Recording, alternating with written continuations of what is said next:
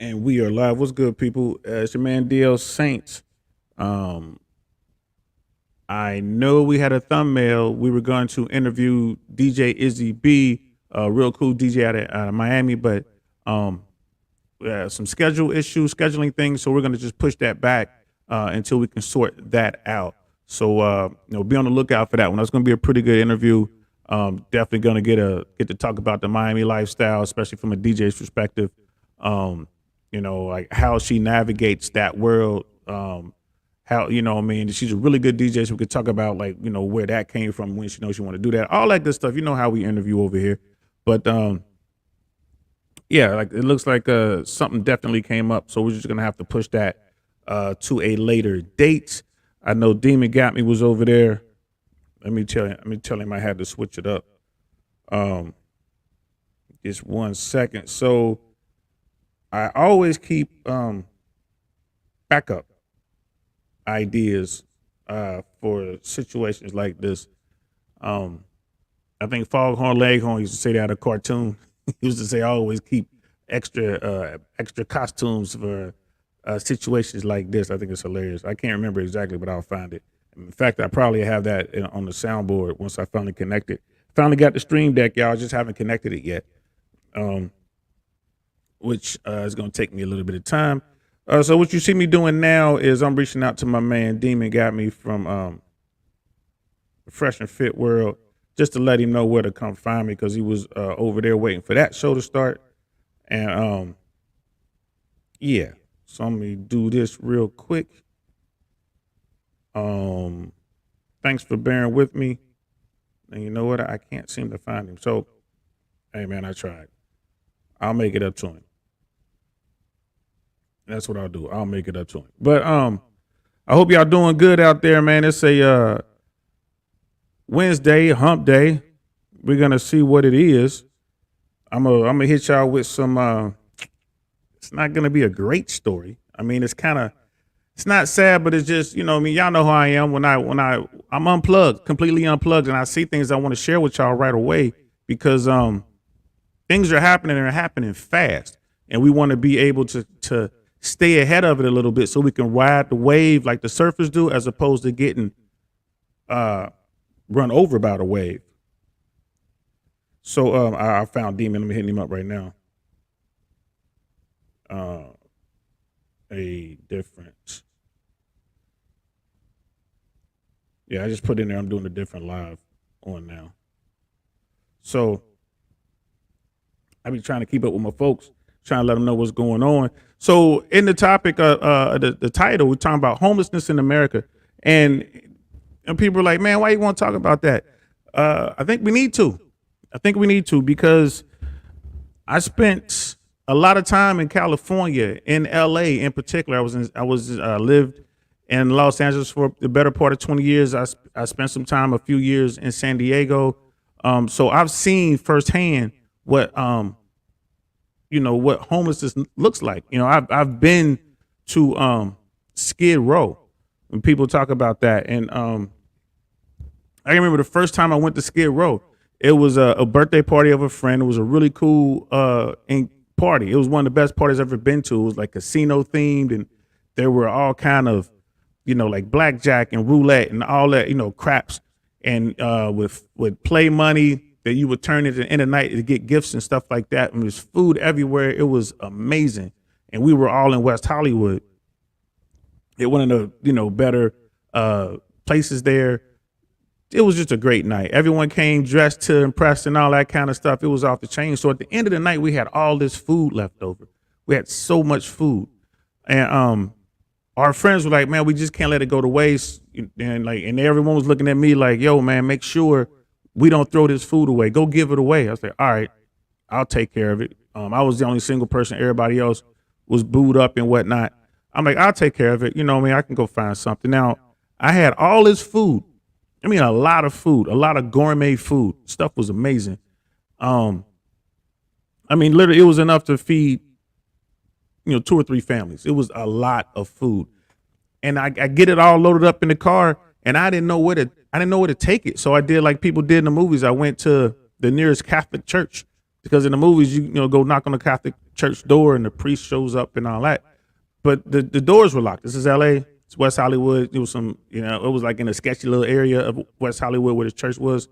So I tried that a couple times, and then I saw some LA County Sheriff Department deputies, and I rode up on them and said, "Hey man, I got all this food.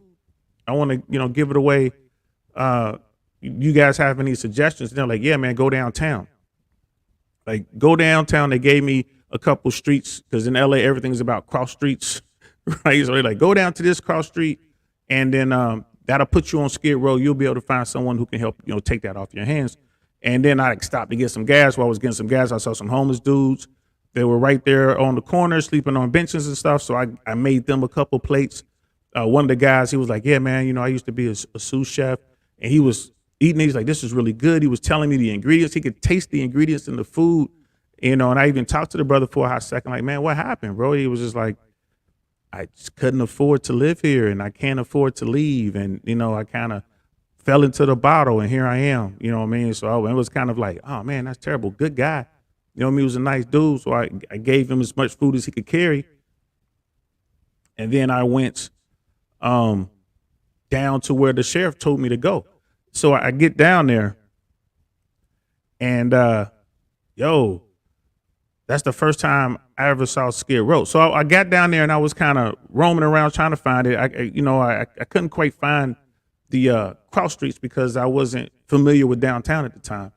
And I saw a couple LAPD officers, and I was like, "Hey," the older officer, he had sergeant stripes on. I told him what I was trying to do. Oh, he was like, "Yeah, man, just make a U-turn, go down 2 blocks, turn right, and the name of the place is this. This is what you're looking for.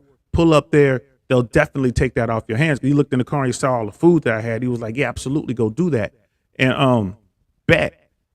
So he even let me bust a U-turn. He was like, "Hey man, just turn around right here. Just do a U-turn right here." He's stopping traffic for me. Real cool police officer. Went down there, and exactly like he said, the place was right there where he said it would be. But when I turned the corner to get on that street, it was like leaving the first world and driving into the third world, just like that. It was like it was like going into a wormhole, just like that. And I see you. What's good to you, brother? Thanks for popping in. I never in my life seen anything like it in America. Never. I've seen third world. I've been places on the planet as a soldier, and I've seen this stuff. You know, I've actually seen it, but this was the first time I saw it in America, and I couldn't believe it. It was people everywhere. Just, you had the cardboard stuff, you had some tents, you had broken down cars. You could tell the cars hasn't moved in months on the street. I mean, I ain't gonna lie, I'm not trying to be funny, but it kind of reminded me of that scene in Thriller when all the zombies start coming from out of the woodwork, except there was nobody dancing. And you know what I mean? It was, yo, immediately I turned the corner. I saw the place. I pull up. First thing in my mind is I need to be armed. It's the first thing that popped into my mind. I'm like, cause this is crazy. I need to be armed. And yeah, I wasn't. So right now I'm gonna pull up Google, pull up some pictures. I want to show y'all Skid Row. If you haven't seen it, it's like it's something that needs to be seen. So I see the places, all kind of people coming up to me. This brother came up to me, man. He must have been about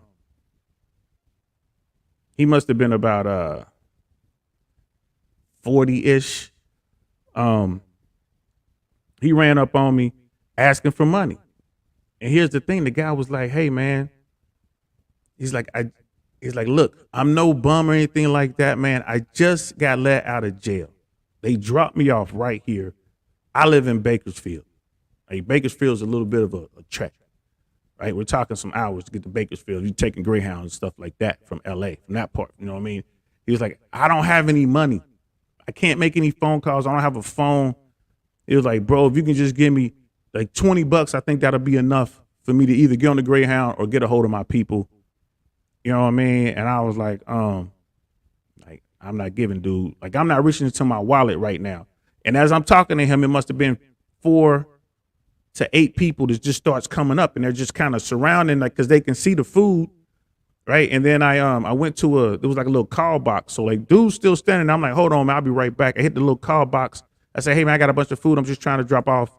They sent 3 or 4 people out. It was some sort of mission. I forget the name of the mission. They sent 3 or 4 people. They got carts and everything. They grabbed all the food, went back in.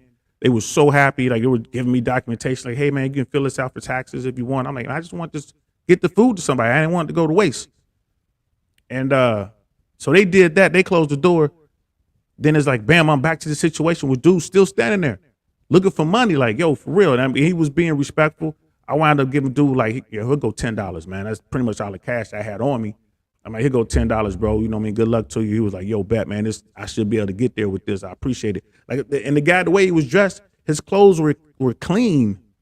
And you could tell he didn't smell like I believe the story. Like, dude just got off the bus. Like, he just got out of jail.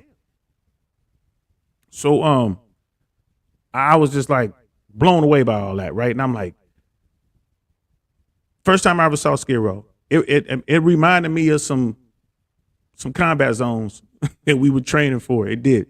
I couldn't believe it. Like, this is America. This is not just America. This is LA. Like, one of the richest cities on the planet. And this is going on right here. I lived in Studio City at the time.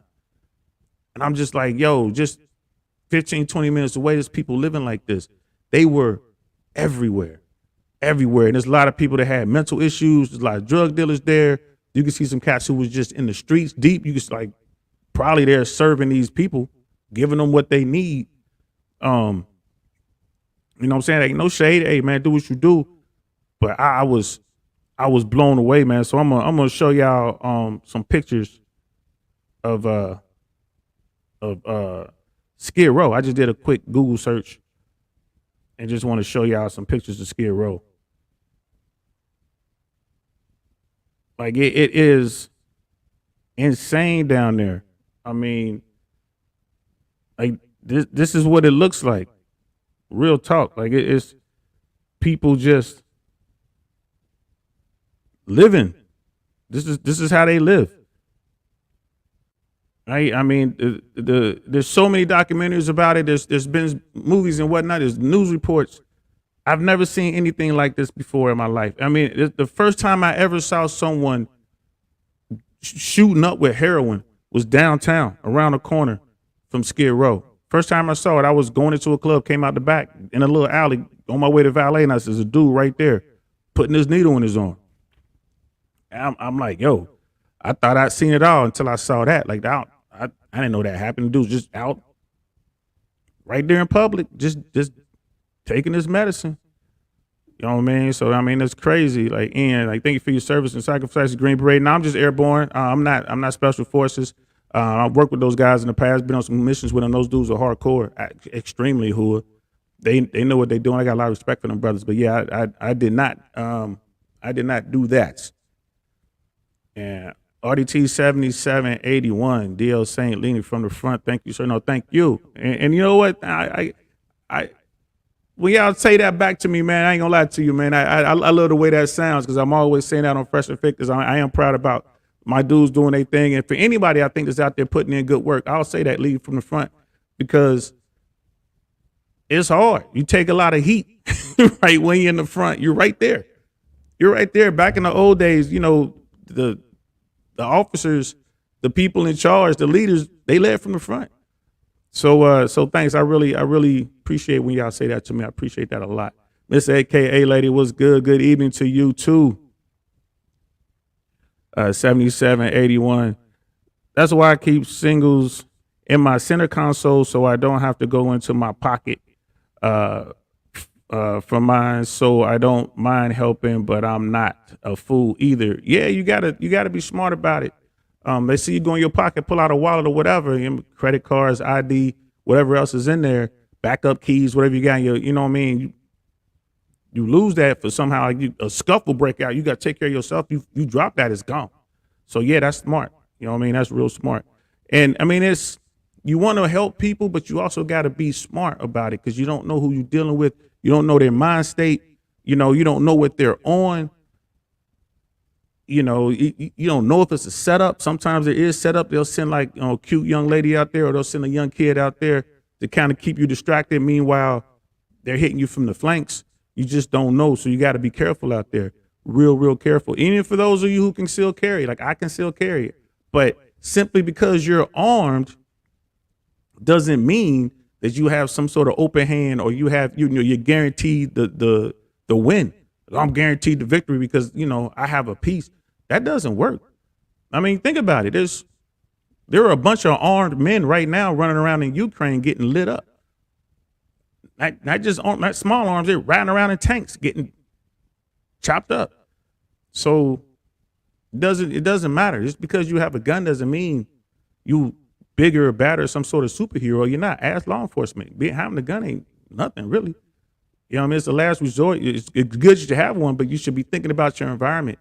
If you're going someplace and you feel, well, I don't want to go there unless I have a gun, you have to ask yourself why you're going. Why are you putting yourself out there like that? But yeah, Ian, what's going on? I see the showing love in the chat back and forth. That's cool.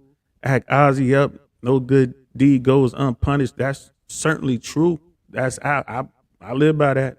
I do that. We got brother Jason in the house. What up, though? What up with you, though, player? We sitting over here talking about homelessness in America. We're talking about the working poor.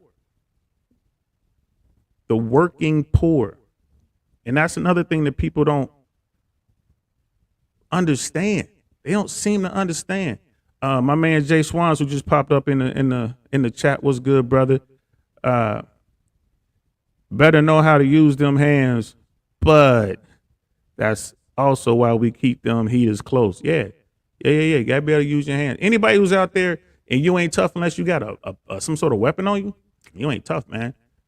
You gotta be tough 24/7. I'm tough. We got a problem, whatever. It's cool. I'm not pulling my weapon. I'm chalk you down, whatever we gonna talk. But if we gotta use the hands, we use the hands. You know what I'm saying? But if it gets crazy, if I get outnumbered, you know what I mean? Now it's time to revert to some other type of training. And homelessness in America is a real pandemic. It is. It really is, y'all. And I mean, I'm gonna say what I have to say, but I ain't gonna lie to you, man. I don't really know what any of the solutions really are. I don't know. Maybe we can talk our way through it today and figure it out. And thanks y'all for rocking with me. Again, I know I had the thumbnail up. We were supposed to do interview with DJ Izzy B, but scheduling difficulties. We're gonna definitely get back to that at some point. But I also wanted to show, there's an article that I pulled up, and they were talking about the working poor in America, which you'll be surprised. There are a lot of people who are working poor, right? Working poor. Here's the thing, living in LA, people talk about money and LA is expensive, and people understand that LA is expensive, but they truly can't wrap their minds around it. Because I talk to folks all over the country, be it here in Tampa, down in Miami, in Atlanta, in Dallas, you name the city. I will talk and I will bring LA will come up. I'm like, yeah, LA is expensive, but it's expensive here too. I'm like, yeah, but it's a whole nother kind of expensive in LA. Right. I knew people in LA that were making upwards of $60,000, $70,000, $80,000 a year. And they were living in a car because they couldn't afford rent. They couldn't afford rent. And the biggest problem was coming up with the deposit, right? Qualifying financially. The qualification is insane. They want you to earn X amount of times the rent. And they want you to be earning that for a while. So people just don't qualify. And then you find folks they'll have a gym membership. They'll have some clothes with them. They're living out of their vehicle. They'll go to the gym, work out, shower, change, take care of all their hygiene stuff, go to work. They go to work, 10, 12 hours a day, go to work, get back in their car, go get a bite to eat, maybe work out again or whatever, hang out, and then they'll go to bed. And the thing is, in California at the time, I don't know what it is now, it was against the law to sleep in your car at one point, but it was legal to sleep on the sidewalk, to put up a tent and sleep there.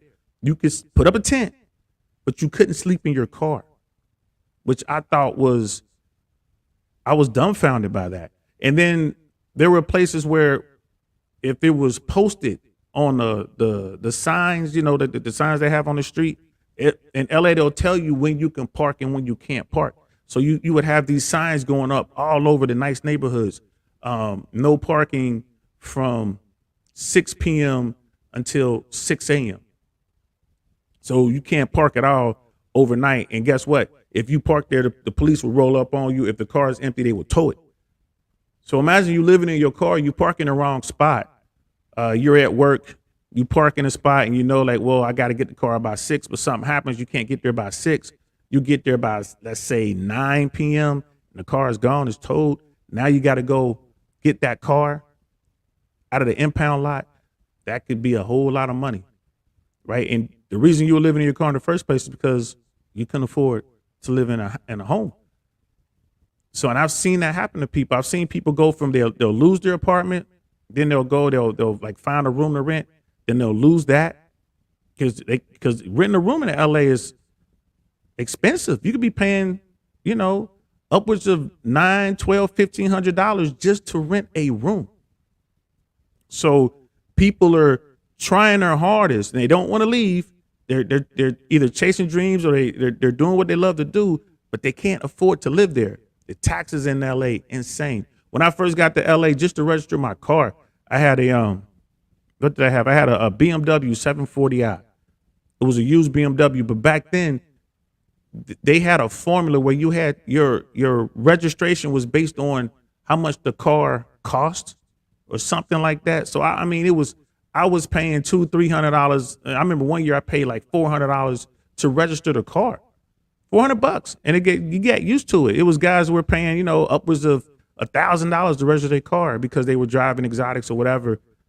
And then they'll hold me to the numbers, but it was I just remember telling my cousin who was in Cincinnati at the time in Ohio how much I just paid to register the car, and it blew his mind. He was like, "Bro, it's like $50 over here to register a car, any car, like not out here, right? You had to get the emissions." All that kind of stuff. So things just added up. Miss AKA lady, what's good? A lot of people don't understand they are one accident or lost job from being homeless too. That's real talk. Act Ozzy, working poor equals 10% of the population, plus 10% of the population. Crazy. I think it's higher than that, brother. I really do. Criminalizing poverty is an industry. It is. It is. That's a really good point. It absolutely is. Jay Swans, remember in Cali they had them places where you could pay a monthly fee to park and sleep. They had restrooms and showers. Shit's crazy, and that's true. That was towards my last 4 years or so in LA. I was starting to see that the VA, they have a really big VA hospital complex in Westwood. So it was like just off the 405 on I think it's not Santa Monica, but it's one of the main roads on Wilshire. So like you just, it's like basically the 405 at Wilshire on the west side of the freeway. There's this huge compound, it's the VA compound, and they recently opened that up to all vets, where you can sleep in your car and they have facilities for you there, like the porta potties, and then they have the porta potties that actually have like working showers and sinks and stuff like that. And I want to say they're still doing it because it's gotten so out of hand.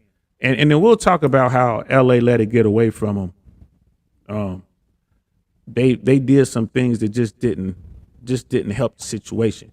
But yeah, Jay Swans, man, I definitely do remember that. You know what I mean? 7781 was like, I was saying, as I was saying, I'm from New York. I don't have a weapon, but I need to survive. I'm probably around your age, but you're probably smarter than me. I survived New York, haven't served. It's difficult from what I understand in New York City, especially. They're definitely not Second Amendment friendly. The state isn't as much so. I do know people who And I know of people, I don't know anyone personally, but I know of people who have concealed carry in New York State and also in New York City, but it is a lot of paperwork. Maybe I can find someone. Jay Swanson and I are going to do a show about concealed carry, weapons in general. We've been working on that. Maybe we'll have it ready by next month. And we're going to definitely look at New York law when it comes to concealed carry and the hoops you got to jump through. California is real stringent as well. Really, really, really stringent. And we do have our views on it. I mean, I'm not crazy about this constitutional carry thing that certain states want to do. Basically, anyone who wants to get a gun can get a gun and walk around with it. Just be strapped. No training, no insurance, no qualifications whatsoever, no paperwork, nothing. I don't believe in that. I don't, and I understand why they're doing it. I get where they're going with the Constitution and this and that, but we have to be smart about it. I am not a fan of states and cities that restrict your ability to protect yourself when that's a constitutional right. So whether you served or not means nothing when it comes to that sort of thing. As an American, there are certain inalienable rights, right? The right to life, liberty, and the pursuit of happiness. The founding fathers wrote that. So life, liberty, man, and we have to be able to protect ourselves, not just from the quote unquote bad guys, the people out there who are struggling, but real talk, we got to be able to protect ourselves from our own government. And that's what, when you look at it, that's what it all boils down to. We have to be able to protect ourselves from our government. Now, the days of the Minutemen are gone. If anyone out there thinks that they're going to get their 357s and their Glocks and they're going to go out and stand up against the United States military, that ain't never going to happen. And it's never, listen, it's like Outkast said, the military got some stuff that'll blow your back out from where they stay at. You won't even see it coming. You won't hear it, nothing. They'll have a drone at flight level 250 floating around up there looking at you, giving real-time updates on your heart rate. That's what we're dealing with out there. Our military is not to be trifled with. Be glad it's our military. So anybody out there think that they're going to be able to, stand up and do something against our United States military, man, they got nothing coming. But nah, brother, you should be able to get a weapon. And a lot of that is political. It's who you put in office, right? It's whose feet you hold to the fire. Like every time, like y'all had that subway guy that came in there and it was that shooting or whatever. And right away they were like, oh, we want to get rid of guns. The guns had nothing to do with that. The guy has mental issues, obviously. Right? Instead of pouring all his money into getting guns off the street, which you're never going to be able to get off the street completely, ever. How about we pour some money into some mental health? Let's help some people get their mind straight. Let's find those people who are thinking this way, find out why they're thinking this way, and maybe we can stop them from doing something horrific before they even do it. Now, the argument to that was, well, if they didn't have any guns, they wouldn't be able to do it. They would be. I didn't have my first legal weapon, registered weapon, until I was in my 50s. But I've always had guns. Did y'all hear what I said? I didn't have my first legal weapon until I was in my 50s. But I've always been strapped. So think about that for a moment. Jay Swans, our car registration right before we left California, 2020, 2 cars, $1,100 a year. Y'all see Uncle Saint ain't lying. Trying to tell y'all. These watches, what's good, brother? Welcome. Needs Watches and I are going to be collabing Sunday morning. We're going to be talking about watches, man. Yo, Needs, I love this thing, bro. Can I get it on there? I love this thing. Absolutely love it. You see it? Boy, Oris ain't joking, bro. I'm hooked. Thanks to you, bro. We'll talk about it on Sunday.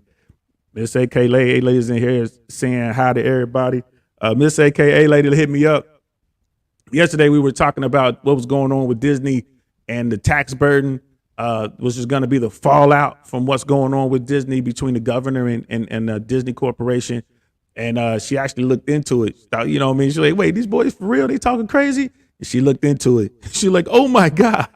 So there's some counties over there that's going to take the brunt of that hit, and it's going to hurt a lot. There's going to be some people over there hurting real bad that might even wind up in a situation that we're talking about here with the working poor and homeless. So yeah, and that's good to see the love in the chat, y'all. Um, Tia Kiki, what's good? What's good? What's good? We got more Fresh and Fit fans coming up in here. I took the concealed carry class, but part of the qualification was to be given was to give then the I'll give them the ability to look into my health history. Overreach, no thank you.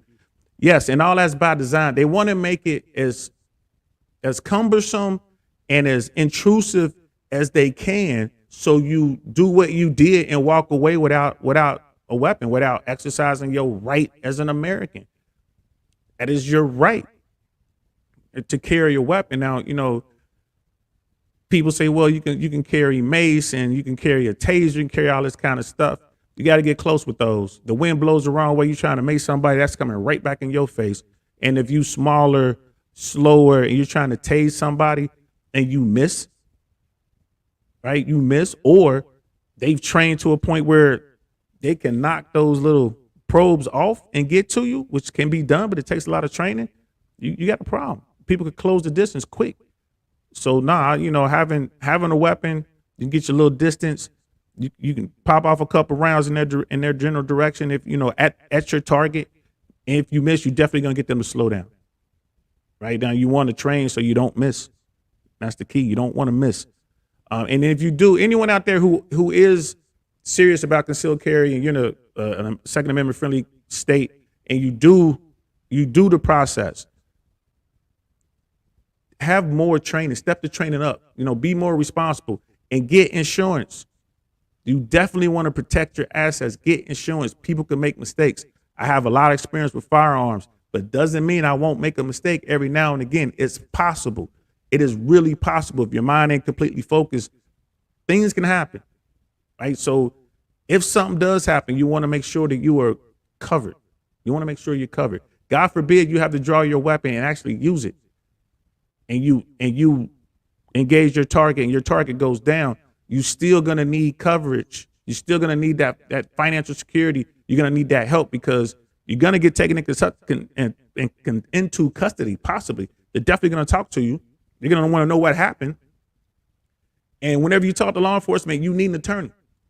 You need an attorney. And I'm not gonna lie, like as far as law enforcement goes as a whole, right? I do believe that there are good people in law enforcement. I do believe that. But as y'all know, if you watch me at all, I got questions about their training, right? And there are bad cops. You know what I mean? What's the percentage? Is it a large percentage? Depends on who you talk to. But we could all agree that there are some bad apples, and you got to be careful around it. You got to protect yourself. Whenever you're talking to law enforcement, you really need an attorney. You need an attorney. Even the police like, man, it's cool. You don't need an attorney. If they say you don't need an attorney, you need 2 attorneys. Be careful out there, y'all. They ain't playing. They are not playing. Yeah, they want to know about your health stuff, Ms. Tia Kiki. Yeah, I carry without a license. It's a misdemeanor if I get caught. You know, allegedly, she carries allegedly. I'm pretty sure our people ain't breaking the law. Right? So allegedly she carries. People, don't help the man lock you up. So and then Miss AK has some questions at Tia, and they can go back and forth about that in the chat. Between this conversation and yesterday's, I feel like merch. It's too expensive to be an adult. I resign. Hey man, being a grown up it's hard. It's hard. Needs watches yesterday. Glad you love the piece, man. I have a few firearms turned into a collector. Yeah, man, we can talk about that, bro. Me and Jay Swans.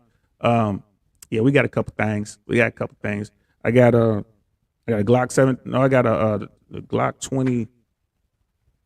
I got the 21 on me right now. I got the Glock 23 on me right now. So I never leave the house without a weapon. You know, it's kind of like that old American Express commercial, man. Don't leave home without it. And I truly believe in that. Do I go around talking stuff like I'm Mr. Big? Nope. It's concealed carry. No one knows I'm armed. I'm not trying to be in those situations. If I see something happen and I leave, law enforcement can take care of that. If I'm somewhere and if I'm in a gas station and somebody comes in there and they rob the gas station, I am not drawing my weapon. If I'm somewhere and there's an active shooter inside a grocery store going in there, I am not drawing my weapon. right? People, listen to me. Law enforcement, that's their job to deal with those issues. Now, if you come in my house, you got a problem. If you have a weapon, you coming at me on the street, weapon drawn, firing rounds at me, you got a problem. If you threatening my family, you got a problem. But outside of that, we're going to let law enforcement do their thing. So don't think you're going to be a hero, grab your weapon, and go run into whatever the situation is like John Wayne and save the day. Because you do that, you run in there, law enforcement is showing up to an active shooter event. That's what they're showing up. They're looking for someone with a weapon. And then they come across you. And you're running out there with your weapon, waving at the police, talking about, hey, the bad guy's over there. Before you finish that statement, you'll have about 15 rounds in your torso. So keep that in mind, y'all.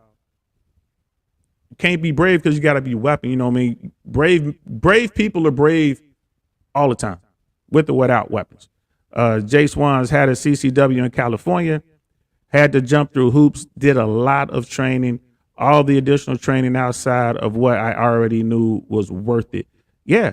And when he got his CCW in California, was first of all, was like, I couldn't believe he did it, but he did it. He had to go through training with a former SAS guy, right? That's British Special Forces. SAS, they're hardcore. They're like our SEALs. In fact, most of the SEALs training, most of our Special Forces training is based on British SAS tactics. And it goes back to World War II. That's why in the Army, the airborne wear berets, Rangers wear berets, Special Forces wear berets, because the Paras and the SAS guys in World War II wore berets. So it's pretty cool. But yeah, Jay Swans ain't lying. He went through a lot. If you had a weapon and don't know and practice how to use it, learn to run. Yeah. So if you have a weapon and don't know and practice, if you don't know and practice how to use it, learn to run. I see what he's trying to say. Training is key. Training is key, people. It doesn't matter. Like, I don't care what your weapon of choice is. If you're good with a bat, you got to train with that bat. Butter knife, you got to train with that butter knife. If you're again, like we said the other day in that Denzel Washington movie, Man on Fire, two types of people in this world, trained and untrained. You're an untrained person with a weapon, you're probably going to lose, especially if you're facing a trained person. Ms. Tia Kiki, yeah, talking to Ms. AK, I like to see that, you know, saying the two worlds, Suzette Fit, DL saying I really want to know, and Fresh and Fit world all blending together. This is love. This is love. This is beautiful. Jay Swan, CCW rules and laws vary from state to state. They do. A lot of times it boils down to a sheriff. But if you live in a state that has the shall issue, which is really good, because I think that should be the law of the land. I think you shall issue. Someone comes looking for it, they should issue it. But you know, that could be another story, another show. Yeah, and everything, Ms. Tia Kiki, for sure. Allegedly. One of my favorite words. I think I learned that from the Orange Man. Allegedly. Needs watchers. Got to get my CC. Yeah. Going to try this shit. It's real easy. You're not in Florida. It's real easy in Florida. It's really easy in Texas. And here's the thing, like my Florida license to carry is good in most of the states in the bottom 48. So, and I'm from Ohio, so I can, when I go home, I can carry. I know it's good in Georgia. They give you a list of states where it's good and where it's not. But the majority of the places that I travel, I can use my Florida concealed carry license, and I'm good to carry in those states. But and people, if you carry, it's on you to know the laws of the places that you're going. Don't go to a place like New York and be like, oh, I can carry my weapon because I'm licensed in Georgia. Don't go to DC and be like, well, I'm licensed in Texas, so I'm good here. It's up to you to know the laws of that area, and don't be crying if you get caught up, Brother Ian. That's why you gotta have multiple hoes. That's a poor rat that has only one.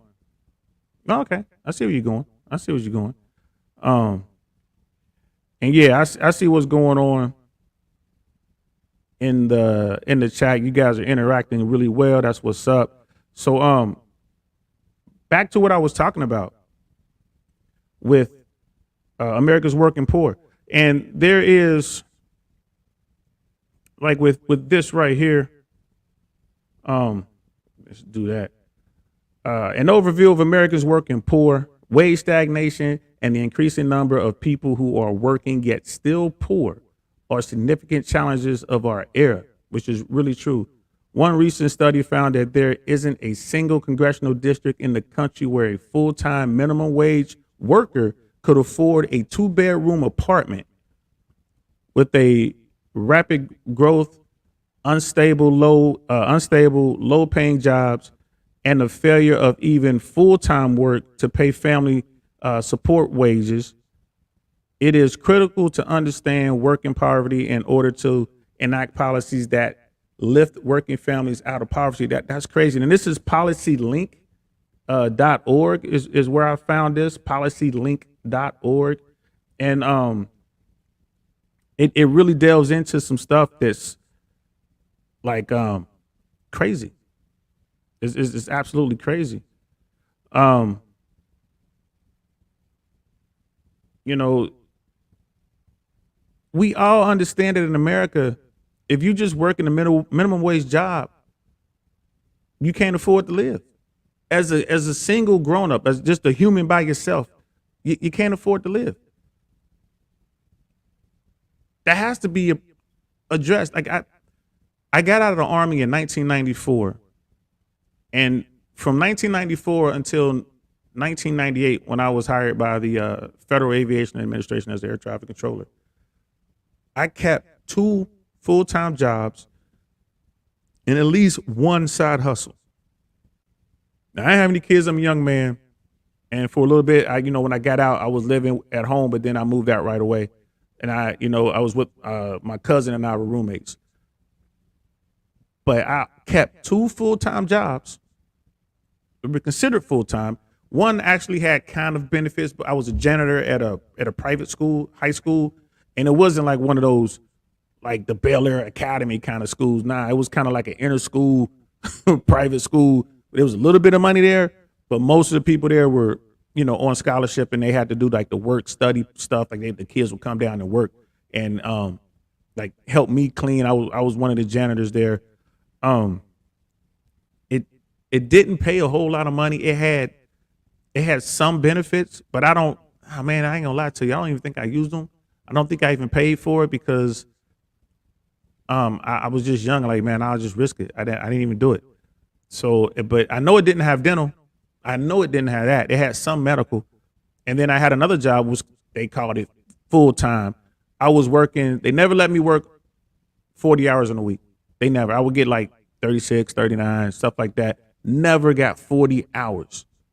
And this one didn't pay any kind of, there was no benefits whatsoever, because even though I was putting in the time, I wasn't technically a full-time employee. I was still technically, like temporary or whatever. And I always kept a job like that, be it at a bank working security. I worked at another bank doing wire transfers. I worked at Walmart for a little bit. Would come in and work all night, get in like at midnight, left at 8. They would leave me alone. I just stocked up the shelves and left. And the hourly was pretty good, but again, you want full time. You only, they never had you over 40 hours, so they didn't have to pay out those benefits. So, and then I would do my little side stuff. I was doing street promotions for some rap labels. I was out there trying to manage some groups, because I've always been fascinated with the entertainment world. I was out there hustling, doing other things, allegedly. So there was always ways to bringing in money, but I've always felt this. I believe that was the beginning of the downfall of the middle class. I got to see it. I got to live through it. I saw what it was like in the 80s. I saw what it was like when people, when the factories closed up and left. You know what I mean? I saw all that. And I also got to see what the streets was doing at the same time. Right, real drugs were starting to flood the streets. That Iran-Contra thing, Freeway Ricky, all that was going on. All that was coming through Cincinnati, and we saw it. It was like on the streets. If you was on the street and you had yourself a little 38 special, a little 25 or something like that, even if you had a little Derringer, you was doing big things. But when the 80s rolled around, it was AKs, hand grenades. You know what I mean? 1911s, Glocks.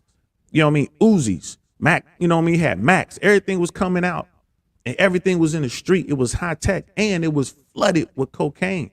So when the crack thing hit, dudes went from being broke as a joke to being kingpins. All this was going on in the 80s, and it was crazy because there was a lot of violence going on. I was in the streets.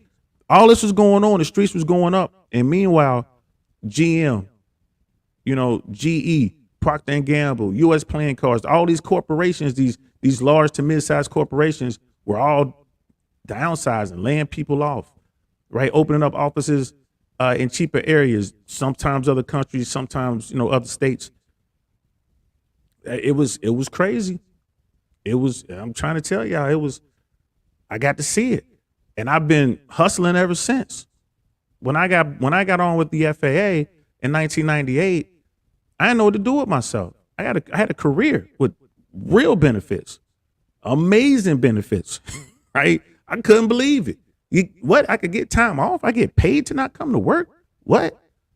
You know what I mean? Our version of the 401k, like our TSP. What? Y'all gonna make what? You know what I mean? What's I get vacation? I have to take my vacation. Have to use or lose. Yeah, time off. You better use this time off or you lose it. I never ever seen that before. I never heard of that. And was making well into the six figures. You know what I mean? So that's all but gone now. It's gone. Right. And the biggest thing with being in the FA, it was a union. It was a union job. So management could not run roughshod on us, depending on who the president was. Because that's like a whole nother thing. We're working on a show right now next week to talk about unions, and the importance of unions. When you look at all those major corporations, all those union jobs that went away, when you look at that, right, what helped kill that was destroying the unions.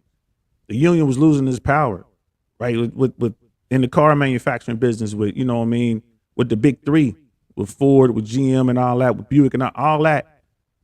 Those were all solid union jobs, man. The Teamsters, the truckers, all that, solid union jobs. And that was all going away. And then all that street stuff was taken off. And big corporate America was really getting on. They didn't care. They was getting that money. Now they're not having to pay dental. They're not having to pay premium pays. They're not having to pay for overtime, time and a half, and all this kind of stuff. It was the reason they went after the union. And to this day, people that working at CVS, working at Walmart, working at these places, they like, union is bad. Are you kidding me? Union is bad? I'm in my young 50s. I'm retired. You telling me that came from the union? So food for thought, people. Miss AK lady. Tia didn't say she did. I saw the word if in there somewhere, so she good. Hilarious. Yeah, that's how we look at it. Gotta look at it like the attorneys look at it. I didn't say that. You know what I mean? I didn't say that at all. And I'm glad that we're interacting up in this joint. Jay Swans, if you're an expert, shoot 10 out of 10 at the range. You'll be lucky to hit 3 out of 10 when stressed. It ain't like the movies, kids. Most gunfights takes place within 3 to 5 feet. He is not lying. He is not lying. When it comes down to that, when we're talking about weapons, it's one thing. Bill Burr talks about this in one of his stand-up bits. It was, I think it was called "Sorry You Feel That Way." He was picking on the gun owners. He was doing a show in Georgia, and he was talking about how these people come and it's like, oh, the bad guy's gonna come in. You're gonna be like, wait a minute, let me put on my hearing protection. Let me get my glasses. Okay, let me open up the case, unlock it, and get my weapon out. Okay, now, I'm ready. That ain't how it works, y'all. That is not how it works. It happens like that. And man, you need a lot of training to push through all that noise, all that excitement. The biggest thing is your heart. Your heart rate is going to go through the roof. You're just going to be beating out of your chest. You're going to be shaking, right? You're breathing. It's going to be erratic because your heart's going crazy, right? You have to control all that while simultaneously reaching for your weapon, right? And the way we train, there better be one in the chamber, right? It better be one in the chamber because there's not one in the chamber now. You're going to have to chamber around, while still bringing that weapon up to bear. Mind you, the bad guy's already firing at you. There's a lot going on, people. There's a lot going on. I can't tell you how many times I've seen people drop their weapons. As soon as somebody returns fire or fires at them, they drop their weapon. So the only way around that is training. And Jay Swans is speaking from experience, and so am I. Gotta get trained up. Miss AKA lady, Florida was just the class, then mail in the package and money, not difficult. Yeah, and military folks didn't have to take a class. Former military didn't have to take a class. I had to do a show on my DD-214, done, took a test. I got my license to drive, right? Got my driver's license, and then I went into a room, took a test, applied for my concealed carry license, and I had it 3 weeks later. And that was because holidays were in there. It would have been quicker, but there were holidays in there. But it's definitely, you're right as an American to carry, to arm yourself. You know what I mean? The right to bear arms is a real right. We're talking about concealed weapons, talking about handguns, sidearms. But there are rifles out there, there are shotguns out there. They work just as good.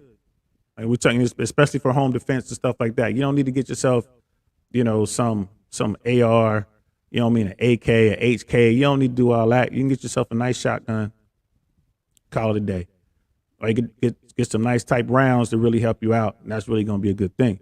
But we'll tackle all that when we do that. AJ Swans, man, we're gonna have to schedule that weapons class, that weapons show a little sooner than later now. Brother Ian, what's up? Florida, Utah license good in 40 states, I believe. Yeah, and there are places you can go online. It'll tell you. It'll tell you where what states accept what other states and this and that, where you can definitely not carry and where you definitely can. Jay Swans, like Charlemagne says, as a black person, it's self-care, self-love to legally arm and protect yourself. Yeah, I gotta give it to Charlemagne on that. I ain't gonna be mad at you about that, bro. Brother, it's all part of that 1% plan. They're raising the minimum wage all across the country because Americans are getting upset. But to keep people in their place, though, they raise rents, food, gas, etc. Right. So we're gonna give you a little bit over here, but we're gonna make it tougher over there. Right. So those people out there are like, yay, hooray for $15 an hour minimum wage, hooray, $25 minimum wage. Okay, hooray for that. But they're gonna raise the prices of everything else. Everything else. We just got here to the Tampa area.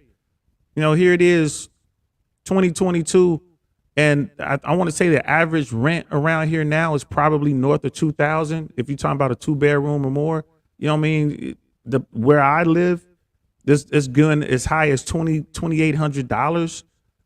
And meanwhile, the interest rates are going up, so there are no single family homes to buy. If you want to buy a single family home, you're looking at $400,000 plus. And now you're looking at close to 8%, depending on your credit. You'd be lucky to get in at 4.5%, 5.5%.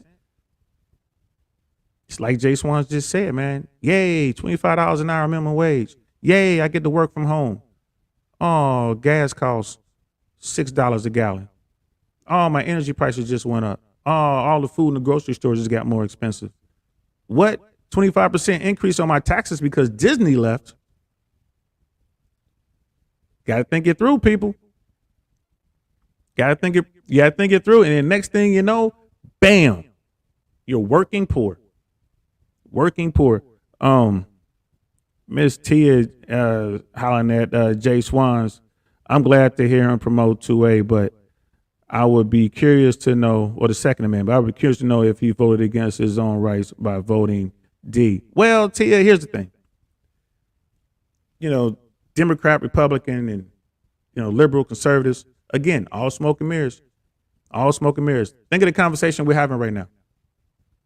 Right? So for me to go out and vote, okay, I'm just gonna vote across the board, across the ticket, Republican, right? Or I'm gonna go out and vote across the board, Democrat. How's that helped us out? Look at where we are right now. I'm at a point where I don't care what team you on. I want to know, based on your record, what are you going to do for me? What are you going to do for me and mine? Right? I want you to be able to go and exercise your Second Amendment rights without all this extra BS. So if there's a Democrat or Republican that can help us sort that out, that's who I'm going to vote for, right? And I ain't going to lie to you. We need term limits. We need to do away with these professional politicians, right? Nancy Pelosi and McConnell, they the same to me. They the same. They ain't doing nothing for me because I ain't paying them. I ain't the 1% yet, right? What did brother Andrew Tate say? The have-nots and the have-yachts. If you got a yacht, they working for you. If you ain't got a boat, they don't give a shit about you. If you can't afford a $5,000 dinner, Republican or Democrat, they don't care about you. They're already pimping your vote. They know they're gonna get your vote. They're gonna tell you something like we're gonna raise the minimum wage, or we're gonna go brand, or let's go brand, or whatever. All this BS, man. It's all smoke and mirrors, love. It's all smoke and mirrors. We got to look past that. We got to push through that, right? I ain't gonna lie to you. I'm a big fan. We need unions back. We need regular people. We need to shore up the middle class. We need to make sure people are getting back up there, that middle class folks can buy themselves a nice home. Middle class folks can control what's being taught to their children in school, right? If you want to have your wife stay at home while you make the money, or have your husband stay at home while you make the money, you can still live off that good middle class work. Going down to the docks, going there and driving your truck, going into the warehouse. This is what I want. And if you're telling me the Republicans are about that, then guess what? I'm with y'all. If you're telling me the Democrats are about that, I'm with y'all. But here's the thing. You gotta find the people who are gonna work for you and help you. And it's not gonna be the guys and the girls, the men and the women, politicians that everyone knows their name. It's not gonna be them because they're bought and paid for. It's gonna be them new people you don't know, you ain't never heard of, that go in there and they do the people's work. Right? Those are the people who gonna come in there, right? They come from our neighborhoods and they can't get bought. There's a lot of them out there. We have hundreds of elected officials in the House, right? And we have 100 senators. I don't know all the names of all the senators. And I bet you there's senators out there doing the good work. So that's who we gotta holler at. I don't care who you vote for, so long as the person you voted for is taking your call, right? So I would challenge you this, love. I love you because we part of that, we part of that world over there. But can you pick up the phone and get your elected official to talk to you for 5 minutes? Can you do that? Republican or Democrat, whoever it is, can you get them on the phone to talk to you for 5 minutes? Right? Because our union, right, the National Air Traffic Controllers Association, did that all the time. Every year we sat down with our elected officials all over the country because NACA's everywhere. NACA goes to Washington twice a year, every year, and talking face to face to the elected official, not to their staff, not we're not getting talking points. We sitting there talking to them about what's really going on. And guess what? The air traffic controllers are getting what they need. That's what I want everybody to have. That's what I want, y'all. That's what I'm trying to do. You know what I mean? I love you, Tia. That's why I got to keep it real. I got to keep it 100 with you. That's what I'm looking for. Jay Swans, I feel you, brother. The streets was rough. I remember when I went to get them first Jordans sold out, but I got back Dad's. Yeah, man. Jay Swans got jokey jokes. Another reason, this is T again, another reason I decided against CCL was that it pops up in your driver's license. I don't need extra attention if pulled over. I'm gonna have to pull out my driver's license and look. What state you in, love? Now I'm curious. Tia, what state are you in? Because that's crazy. Probably a deep blue state. Probably. Yeah, and brother, I would get out, but I'm in the pool. Yeah, we'll do that later, man. Enjoy yourself in the pool. You know what I mean? Act Ozzy. Living costs have been outpaced wages for decades now. Yeah. This ain't nothing new. Miss AK Ladies like vote by the issue. Vote. Figure out who the person is you're voting for. Figure out where they are. Figure out if they're bought yet. That's what you need to do. That takes a little work. You got to get there. Do some grassroots. Go out, meet them. Go when they go shake your hands. Go volunteer. Go volunteer a little bit. Find out what's going on in the office. You'll find out as a volunteer what's going on in there. right? You will see who's coming into those offices, who's writing those checks.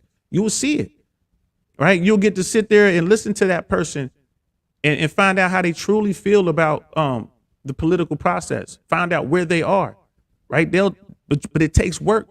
You can't just sit back and watch it on TV because you're gonna see the filtered version. You want the unfiltered version, right? Nobody who's running for office is gonna be on YouTube saying what I'm saying. They're not gonna do it. They can't do it, right? Because the big money gonna be like, nah, we want you to say this. So I would challenge you to get out there and get to know who these people are that want your vote. Don't let them just, pimp themselves into the vote. You know what I mean? Think about it, ladies. It's like the dudes. I'm gonna tell you what you need to hear so I can get that Foxy Brown. They gonna tell you what you need to hear so they can get that Foxy Brown, and to them that Foxy Brown is your vote. They want your vote. And if you're making a little bit more money, they're gonna want you to cut a check every now and then. Right? But most folks they ain't in that position to cut that check because they working poor. Right? And Tia, I agree. I don't trust either side. Trump messed up with the bump stocks. Yep. Disappointed many times by him too. Yep. He has his own agenda. He gonna do what he do. Like I said, my problem with Trump is he's a draft dodger and he talked about American warriors. You want to be a draft dodger? That's fine. I don't care. That's on you. That's on your conscience. But you do not get to open your mouth and talk about anybody who served. Anybody. I don't care. That's my problem with dude. Outside of the rest of the stuff, I ain't gonna lie. I can kind of admire him. I'm like, damn, he's getting away with a lot of shit. He's getting away with a lot. The Dems and the Republicans are gunning for his ass, and they can't do nothing to him. Gotta respect that. Yeah, Jay Swan's term limits, campaign finance reform. Absolutely, that's what we need. Make lobbying with money illegal. Yeah, lobbyists. That's who controls everything. Again, who run them? The 1%. The 1% do. Yes, absolutely. Yeah, and there's a major ramification with term limit deal. Here's the thing with term limits, man. It could be something as simple as if you're elected to the House, you can only have 5 consecutive terms, and then you got to sit out for 3 terms, right? 10 years is plenty of time to do whatever you need to do, and then you got to sit out for 6 years. Then you can come back. Then you can run again. That's one of the things I would do, right? The senators already got, I think they got a 6. They got senators should have something similar to that, where they can only be in the Senate for, I don't know, call it 12 years or something like that, and then they have to sit out for maybe 2 rotations, right? That they might have to sit out for 6 years or something like that. We already got term limits for the president, so stuff like that. And then Supreme Court, they're there for life. So there should be some term limits. There should be a way to force some turnover. We shouldn't be dealing with politicians who go to Washington when they're 30 and they come out when they're 90. We shouldn't be doing that. I don't care how nice they are. That's just too much power. Like, yeah, you gotta get that seat up. Get that seat up. You know what I mean? And then come back after you sit down for a minute. If you can come back, then you come back. But that's just too much, in my opinion. Tia, that's the administrative state, aka the swamp that controls it all. Yeah, I have called my state senator and spoke with him. We corresponded back and forth. Didn't get me anywhere. Right, but if everyone's doing it, like, yeah, they're not worried about the individual. But if everyone is on the united front, if you're a senator and half your state wants you to do something, hey man, you need to vote on this bill right here, and he don't do it, then y'all vote him out. You got to have the state. Can't win without you. He gonna listen, right? He gonna listen. That's what I would like to see, because I don't know anybody who's done that. And shout out to you, Love, because most people don't even do that. You're in New Mexico. I thought they were Second Amendment friendly. I'm shocked. Wow. You might have to move to Texas. You might have to move to Texas, Love. We got ACT in there. President's term limit was imposed after the most effective presidency passed away. Yeah, and that would be FDR. They want to keep him there forever. And he did a good job with World War II. You know what I mean? He had a broken body and he still was able to do what he had to do. People don't talk about that. Like, you know, he was a paraplegic. No one talks about that. And, you know, he kept America together. He fought off the Nazis, fought off Imperial Japan. He did a lot. He did a lot. They wanted him around forever. Everybody was sad when he passed away. Black folks, Asian folks, the Klan, everybody was mad when he passed away. Super blue in New Mexico. I didn't know that. I did not know that. I got to get my game up to par. And then Ian's like, yeah, they're all bought out. They are. I ain't mad at them. Man, if you gonna drop off a bag full of $10 million for me to vote one way on something, I'm gonna keep it 100, y'all. I'm gonna make that vote. I'll probably get voted out of office, but hey, I got $10 million. It's all good. Jocko, I like Jocko, man. I do like Jocko. In fact, I'm like ordering some of his jeans. I want to get some of his boots. I definitely want to support what he's doing. Maybe one day we'll get big enough. We'll get Jocko on here and we could talk to him. I like the brother. Whiskey Earns in the house. What's good, brother? Good to see you. Hey, what up? What's up with you, player? Deal same for president. Y'all don't want me to be president. Y'all saw what Barack did. I wouldn't do that. I would do the exact opposite. Boy, put me in the White House. We getting reparations. I'm telling you right now, it's gonna be tax based. I talked about it before. Once we prove who was the descendant of slaves, y'all ain't paying taxes again for the rest of y'all life. Y'all kids ain't paying taxes again, right? And we go 4 generations deep. We're gonna be giving 0% interest home loans, right? All kind of stuff, man. Man, look, because I definitely do that. We got to get that together. So yeah, y'all send me to DC. It's gonna be crazy. Plus, the clause is gonna come out. They're gonna have all kind of people coming out talking about I sold them this, I did that, I punched their little kid. There's gonna be all kind of stuff because they know what I'm gonna do. They know what I'm gonna do. And then Jay Swan is talking about not everyone wants that Foxy Brown. Some folks may want that Jessica Simpson. You stupid, bro. Or that Morris Chestnut. Spread the love, cause you crazy, man. But you got a point there. China buying out even local school boards, let alone centers. Yeah. And we're definitely gonna be talking about what China's doing. They got a plan and they are patient. You know what I mean? I ain't gonna lie. They know what they're doing. And they don't have working poor over there. I think you just poor, you rich. It's one or the other over there. I've been to China, I've been to the wall, been to Beijing, been to Shanghai. I gotta tell you, I couldn't wait to get out of that country. I ain't gonna lie. I saw the wall, took some pictures. I was ready to get back on the plane. I was not cool being in China. I don't know if it's because I spent so much time training to fight the Chinese. That might have had something to do with it. But the way people were moving, the way they were, interacting with us, I don't know, man. I was a little leery. And again, I wasn't armed. So it was one of those things. It's like, I was always not too far from a knife. You know what I mean? Because these people, it was something eerie about Chinese culture. But there are a lot of Americans who love that culture. I'm not one of them.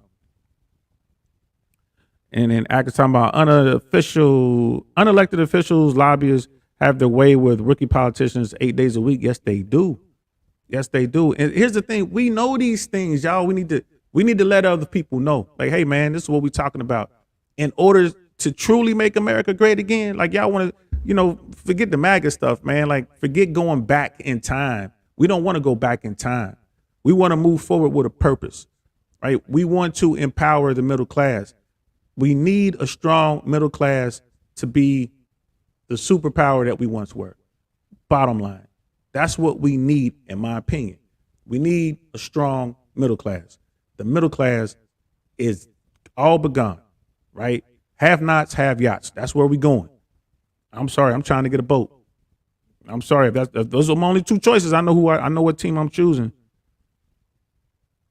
Yeah, and MSAK sounds like a solid reparation plan to me. It's more detailed than that. We actually Jay Swans and I actually sat down and had a long discussion about how this could work, and that's where I was coming from.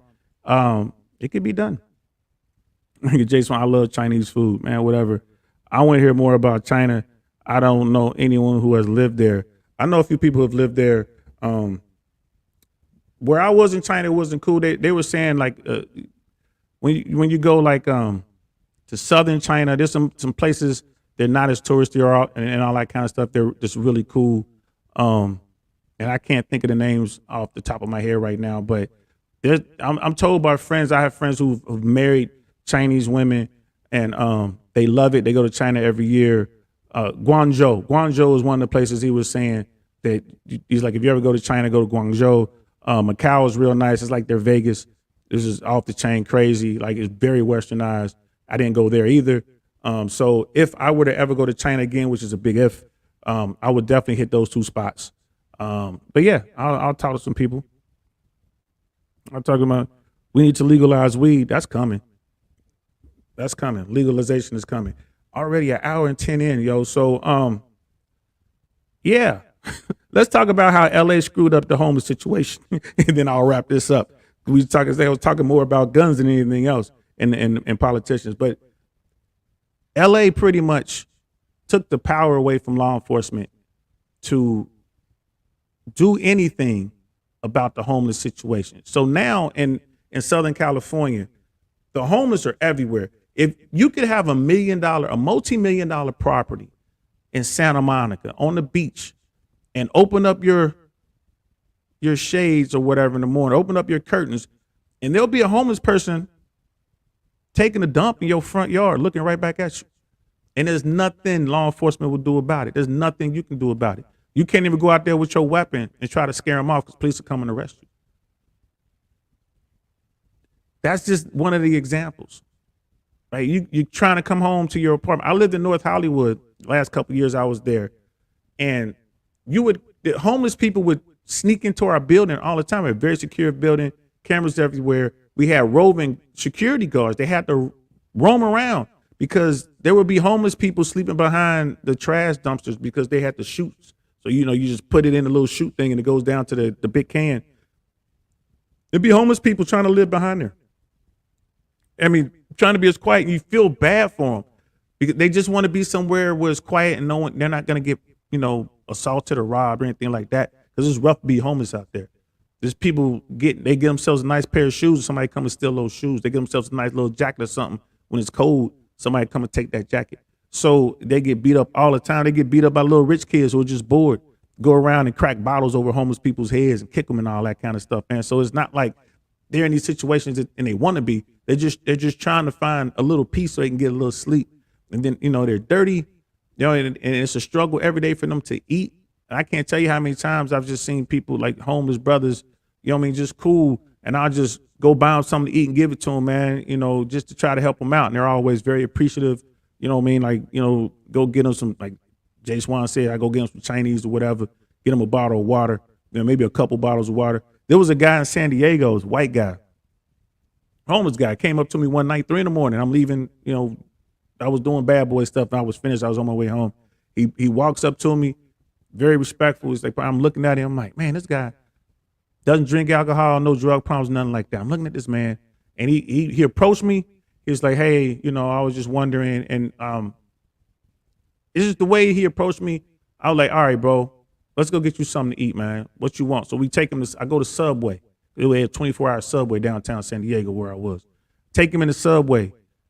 And he's ordering chicken and like turkey. I like, get whatever you want, man. If you want to get a couple subs, that's fine, man. So we got like 2 footlongs. He had like a chicken one with the chicken breast, and got like one with turkey. He didn't want anything on there. He didn't want any lettuce on there, no mayonnaise. He got all packets of like mayo and ketchup and all that kind of stuff, salt, pepper. But he didn't want nothing on the sandwich. I'm like, bro, you get anything? Get all that. He was like, nah, I'm good. Got him. He was like, what do you want to drink, bro? You want a soda? He's like, nah, man, I just take a water. I gave him like 3 waters. You know what I mean? And then I gave him a little cash. They got like $40. I paid for all that. Then I gave him like $40 cash. I took his number and everything. And I said, hey, man, why didn't you get any condiments on there, bro? Why didn't you get like some mayo, lettuce, and all that? He was like, that stuff will go bad. He was like, I got the bread and the meat. The food is cooked. All I got to do is keep it cool during the daytime. I can keep that and I can eat on that for a few days. And it's like, and I got a spot where I can keep that cool. I never even thought of it like that. I'm like, wow. So I got to know the brother. You know what I mean? Like I said, he's a white guy. And whenever I went down that block, I would see him, I checked in with him and had his phone number and all that. I said, hey, man, if you ever need anything, let me know. His problem was he didn't have his car anymore, got towed. He had no place to live, and he couldn't get a job because every time he went to an interview, first of all, if he could get an interview, because even back then everything was done on the computer, he didn't have any of that. And he was like, bro, if I got an interview, I smell bad. I mean, I can't go, get my clothes cleaned and pressed so I could look nice for the interview. And I'm like, wow, man. So I stayed in touch with him, and I told him, like, hey, man, if you got a job interview or something, let me know. And he was like, yeah, man, this I got an opportunity for an interview. I'm real excited. And I'm like, you need anything? He was like, no, I think I'll be okay. I might be able to get my stuff clean. So what I did was I rented him a room at like a little motel the night before. Like, here, man, here go a room. They got Wi-Fi. You need a computer. He had like a burnout phone. He was like, nah, like, man, you go in here. Here goes some money, man. Go to the laundry place over here real quick. Wash your clothes, run them through the dryer real quick, get them quick before, wrinkles up. He did all that, got the interview. Unfortunately, he didn't get the position, right? But the guy wasn't taking advantage of me. Like I said, he didn't drink, he didn't smoke cigarettes, he didn't do nothing. And then the last time I saw him, he was on his way to, I bumped into him. He was like, hey, man, I'm going back home. I think it was from Tennessee or something like that. He was getting on a bus to go to Tennessee. I just happened to bump into him. And then I gave him like all the cash I had on me. It might have been like $150, whatever I had on me. I gave it to him. He didn't ask me for nothing, y'all. He wasn't even trying to work me like that. He didn't want to take the money. He was like, nah, man, I can't take this. I'm like, man, just put down your pocket, bro. It's a long bus ride. You know what I'm saying? You never know what might happen, man. Good luck to you. I don't know what happened to the brother, man, but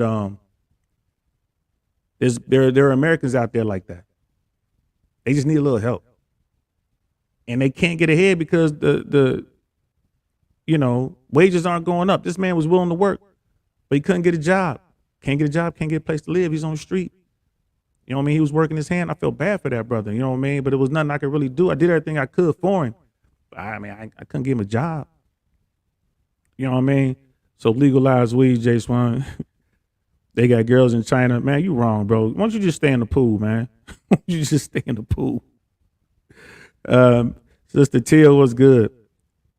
Cali is the way it is because of progressive policies, right? Yes, I believe so. Or what happens to Cali? Like, I think California is his own worst enemy. You know what I mean? I don't understand how it's still a state, to be honest with you. And if it weren't for the federal help, the money they get from the federal government, I'm not sure they're going to be able to, to withstand their own policies. And people keep talking about their GDP.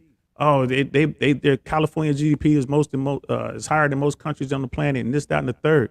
Yeah, it is. California, they had that high tax base, but all these corporations are leaving. All these rich people are leaving, right? That GDP is going to get whittled down, right? California doesn't have to protect itself. If California had to mobilize an army, an air force, and navy, right, they'll be worse than Mexico. Mexico would be able to take over California if California wasn't a part of America, right? California would be begging Canada to help them out, probably cutting deals with China. They are messing themselves up. These people are out there how the world should be. They're making these crazy laws and they have these crazy taxes and they make it so hard on people that people just leave, right? And then the sickness came and everybody just bounced. I don't know. I'm curious to see what happens in California. And Sister Tia is talking about New Mexico copies everything California does. I hope not. I hope not.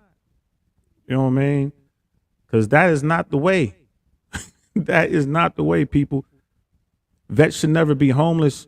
If you can afford to send us to fight and die, then you should be able to ensure we always have a place to live. Yeah. Yeah. I agree with you there, but America doesn't care about vets. We know that. As vets, come on, Jay Swans, we know what it is. They don't care about us. The VA system is so convoluted, and you need experts to help you negotiate that. You know what I mean? Again, just to get the help or just to get the benefits that you earn.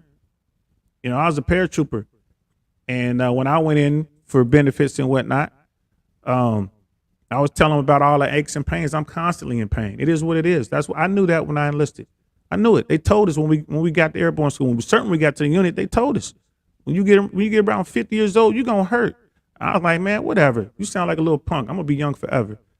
I'm in my 50s. I hurt. Go to the VA, and you tell the VA these things, and they're like, you gotta prove that your ailments, right, that your injuries or whatever came from your military service. I was a paratrooper. I can't tell you how many jumps I had. I know I'm hurt.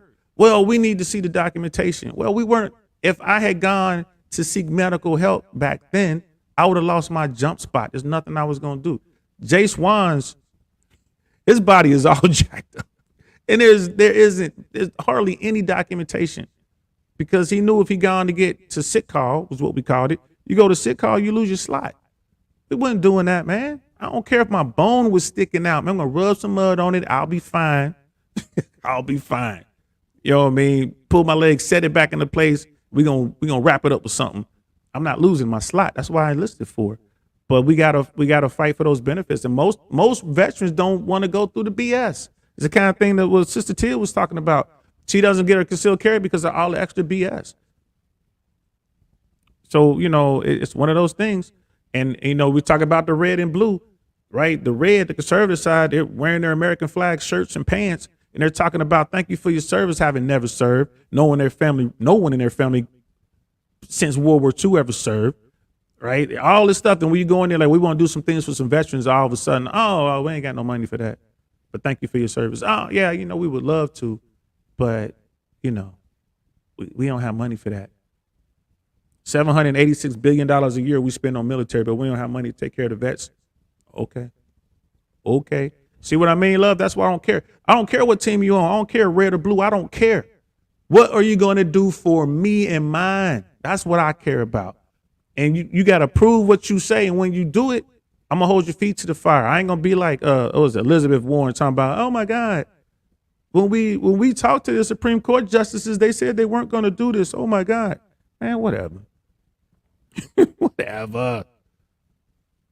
Jay Swan's Cali homelessness problem exploded in the 80s after Reagan closed the mental hospitals. That's the facts. That is a fact. Most of the people on the streets in LA, they got real problems. They got real mental problems. They need help, right? And there's no place for them to go. And then all that money they had in their budget for those mental hospitals, where did that money go, y'all? Where did it go? Millions, tens of millions, hundreds of millions of dollars that was budgeted to help these people, because we had all these facilities. Where did that money go, people? These are the kind of questions I ask my political friends. Miss AK lady, I'm sure it's lonely being homeless. I'm sure your help meant way more than food and money. That was a good thing. It was a good thing. But here's the thing. My point being this, that was an able-bodied man. All he needed was a place, some shelter, and he would have been able to go out and work. That's it. He would have been able to take care of himself. But I mean, that was back in 2013, 2014 in San Diego. I mean, a cheap apartment back then, $1,800, between $1,600 and $1,800 for, I think back then it might have been a little less than that, maybe $1,100, $1,200 for like a bad neighborhood, like, like a cheapy place or whatever in the hood, maybe. But your average rent was probably going around $1,600. And that's all he needed was a little bit of shelter. He could have, got himself together. Like he didn't need, you know what I mean? He didn't need money, and that's not. He just needed, man. Hey, man, here's a subsidized room. You can go ahead and pay your $300 a month or whatever, and then as he gets himself together, he can pay more. Then boom, he's out of there. He gets his own place. I'm just saying, man, there's no room for error anymore, man. He probably was working poor until finally he couldn't work anymore, and then he was just poor. Jay Swans, when Reagan was the governor of Cali, he closed the hospitals in the 70s. Those people had no place to go. When the early 80s hit, it just went crazy. Yeah, like I said, that's definitely true. Brother, all the paratroopers need is a wobble in 3 days with beans and bullets in their bone. Yeah, that's it, man. It was a whoop. Yeah, I mean, that's it. Yeah, our mission was supposed to be 3 days, we'd be able to sustain ourselves for 3 days on our mission. You know what I mean? 4 to 6 man team, it was mostly 4-man team. And we would pack our gear and, take enough bullets, bombs, and band-aids to last us, for that 3-day mission. But we always knew it was gonna be longer than that. Always. Go on a mission, you know what I mean? Like this, we used to always joke about it. Like, what's up, man? Like, yeah, man, we're 12 days into that 3-day mission, right? Like, yeah, 12 days in. But we know how to pack for it. Tia, where does the money go on both sides? We'll never know. I think we will know. I think we can know if we delve into it, right? They have people, those people who dig into money. There's people who are experts in finding the money. We just got to turn them loose, let them find the money. But they don't want they don't want us to know. They don't want to know that PPP loan and all the money that the government gave out during the sickness. They don't know where the money went. They don't know. They're trying to track it down now. They did the same thing in the Middle East. Right? When we were, dealing with Saddam Hussein and all that, they did the same thing. They would fly over airplanes full of money, and they don't know where it went. It's just crazy. Like, we'll never know. Take care of those that serve. My dad's a vet. Yeah, yo, that's what's up. That's what's up. Thank him for his service for me, please. And stay out of your way the rest of the time.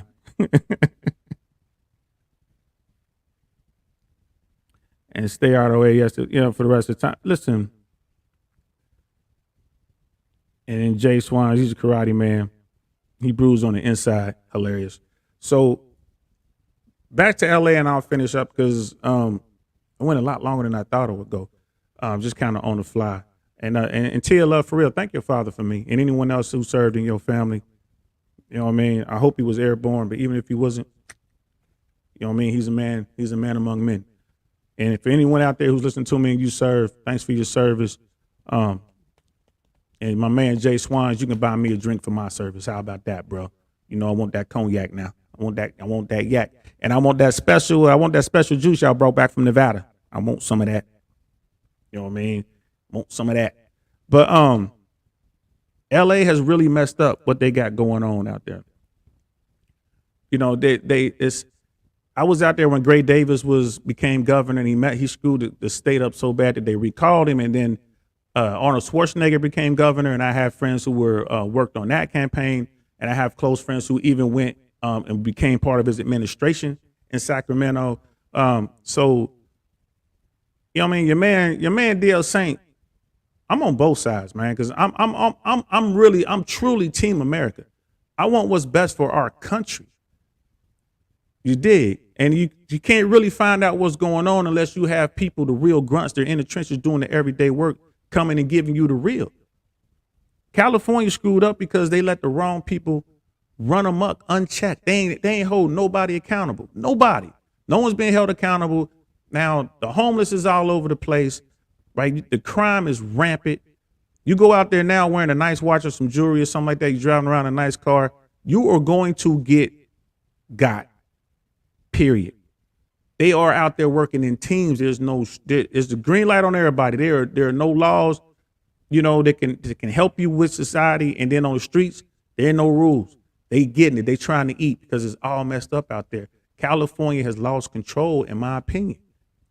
People are leaving. I left. Most of the people I know left. Right? Look at Joe Rogan left. Elon Musk left. You know what I mean? Johnny Depp left. All these people. Hollywood is leaving. All the big money is gone. These big corporations gone left and right, going to Texas, going to Nevada, right? Coming out here to Florida, going to Georgia. They're leaving. How is California going to survive this?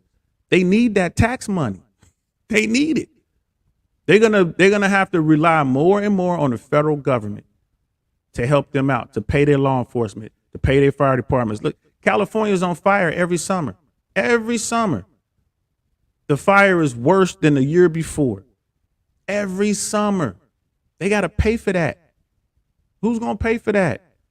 We know because we dealt with the air assets. We know the kind of money that comes in there. There's a company out of Canada that flies an aircraft. It's called the Super Scooper. And it's a firefighting aircraft. Every year they fly down at least 2 Super Scoopers to Van Nuys, and they stay there for the entirety of the fire season. Right. And that's just LA County, there's San Diego County. They got their own things going on. They got these huge airplanes that they've modified to drop water because the fire problem out there is such a thing. They're running out of the tax base. Bill Maher was clowning California because it cost him hundreds of thousands of dollars just to get a solar panel on his shack in the back of his house. He did it on TV. It was crazy. It's like every single day. You know what I mean? It's like Bill Maher's like, what's going on here? This is why nothing can get done. People are leaving. I'm telling you, man, keep your eye on California. And this homeless issue that's going on in California is also going on in Texas. It's also going on in the South, like Georgia, Alabama, and here in Florida. Here in Florida, it's going on right now. There's people out here. There was a woman on the news who's an accountant, has 4 kids, and she lost her home somehow. She lost her apartment. She's been living in a hotel for a year. She's paying $2,000 a month just to live in this hotel to kind of maintain her family. It's single. It looks like she's a single mom, family of 4. She has 4 kids. So I guess it's a family of 5. She's paying $2,000 a month just to keep her head barely above water. She can't afford to save up for a deposit. She can't afford to save up for the first month's rent. She can't afford to get into a house because everything is out of her range. Everything is out of her range. She's working poor. She's a state employee. She's working poor. It's happening here. The same thing that happens out there in California is happening right here. People living in their cars right now in Tampa, living in their cars because the apartment they was renting for $800 a month 2 or 3 years ago is now renting for $1,900 a month, $2,500 a month. Their wages haven't gone up. We all know gas went up, right? Gas went up. Anywhere in America, the average American family cannot handle an unexpected expense of $400 or $500. They can't handle it. They got to either put it on credit or they got to pay for the expense and then not pay for food or not pay for utilities or not pay for insurance. They can't afford that. That's been the case for years. Now here we are. Look how much gas costs from C to C. Look how much, milk costs. Look how much everything has gone up. If you drive diesel, I feel sorry for you. The diesel prices are getting insane. So you got families living in vans, living in their SUVs. Imagine that. You're grown up and your 5-year-old is living in the back of the SUV and they got to go to school. It's happening, y'all. It's happening. And like I said, at the beginning of this, I don't have any answers. I've said what I said about politics, but that takes time. I don't have any short-term answers. Does anyone have any answers? Like, how do we fix that? How do we fix that? You know what I mean? Roman Branson, what's good? Good to see you, brother. Thank you for coming. Jay Swanson out there wilding out. Whiskey earned. California's out of control. New York is almost bad. Yeah, all these places. Like, Sister Tia, you're on to something. I ain't mad at you. Yeah, the blue side is they doing what they doing is crazy, but the red side is also doing what it is. It's too extreme on both ends. It's too extreme. We all need to focus on the middle. Let's focus on making sure people can feed themselves. That's like I talked about why is it that it costs so much for medicine in this country? I got high blood pressure. I take meds for my high blood pressure. With my insurance, my high blood pressure meds are like 2 separate meds. I think I pay $3 for both. I think it might be $3 for one, like $1 something. It's less than $5, right? Without insurance is $500 for the same meds. With insurance, $5. Without insurance, $500. Come on, y'all. Why is that? These are simple things that could be fixed. Why isn't this fixed? Right? Why is this a thing? Tia, thank you, DL, and Jay Swans for your service and sacrifice. I am truly grateful for the few brave like yourselves. Hey, you're welcome, love. Especially you. Cool people, absolutely. Yeah, I'm glad I did what I did. But for them assholes out there, man, y'all can go eat one. You know what I mean? I tell them all the time, we be them assholes out there lose the argument, and then they'll be like, well, thank you for your service. Like, man, you ain't thank me for shit. I ain't do it for you. You know what I mean? If it was up to me, I'll let you go fight. You know what I mean? Just let you get some. Whiskey earned. I wonder if we'll start seeing housing prices drop in California with everyone leaving. I don't think so, bro. I don't think so. I don't think you're gonna see housing prices drop. I think you're gonna see private equity money. You're gonna see Wall Street money, and you're gonna see like the ultra wealthy, like the 1%ers come in there and just buy them all up, and that's gonna artificially keep those prices up because they own most of the real estate out there. They don't want to see a massive drop, right? So I don't really think you're gonna see a drop, bro, in their prices. But that's something that we can definitely watch. I haven't raised the rent on any of my tenants yet, but if they move out, it's getting jacked up. Yeah. It's still business at the end of the day, man. You're not wrong for doing it. You'd be foolish not to. You're a businessman, bro. You got to do it. You have to peg your rates to the comparable rates to the neighborhood. They're comps for a reason. You got to do that. Now, you don't have to max all the way out. That's up to you. It's how you want to do business. But I feel you, bro. I wouldn't be mad at you either way. I ain't gonna lie to you. You know what I mean? Truckers suffering because the cost of fuel. They can't afford to work, can't afford to get paid. Then demand rising prices, the DT supply. It's a spiral. It is. Then demand goes up. Yeah, and like that's how it works. And again, who's making the money? Have nots or the have yachts. I think the have yachts are getting all that bread. So I'm trying to get on their team. Shout out to Andrew Tate. I say that all the time. Have nots and the have yachts. You know what I mean? It is what it is. It is a vicious spiral, but the people at the bottom are always gonna get hurt. The people at the top are always gonna make that bread. That's why we gotta get as close as we can to the top. We gotta get that bread. You just can't give it away. You know what I mean? But we can't. Again, this is the game. We are all born into this game. We gotta play it. All I'm saying is max out your gameplay. Right? You know what I mean? Sister Tia and I, you know what I mean? It might have been a day when politically we were on opposite sides of the spectrum, but guess what? Today, we could absolutely sit down and make things better in New Mexico and make things better here in Florida, right? Start, pooling our resources. Like I said, I'm really happy to hear that you can pick up the phone and talk to your elected officials. That is so difficult to do and have a real conversation. Yeah, they blew some smoke up your butt, whatever, but at least you had that access and you did it. Most Americans don't even do it. Most Americans don't even vote. They don't participate in the process, and that's how we got here. Look at California. Most people don't vote in California. And look at the problems they're dealing with. Look who they keep sending in the office and all this stuff happens. It's ridiculous. Ridiculous. Just type in LA crime and watch the stories that pop up on your feed. And you will see people who are living in these really nice areas. They got homeless folks coming to their garages, coming to their secure buildings and stealing bikes, right? Breaking into cars, stealing cars. There's a story of these two guys. One of their neighbors' Prius got stolen.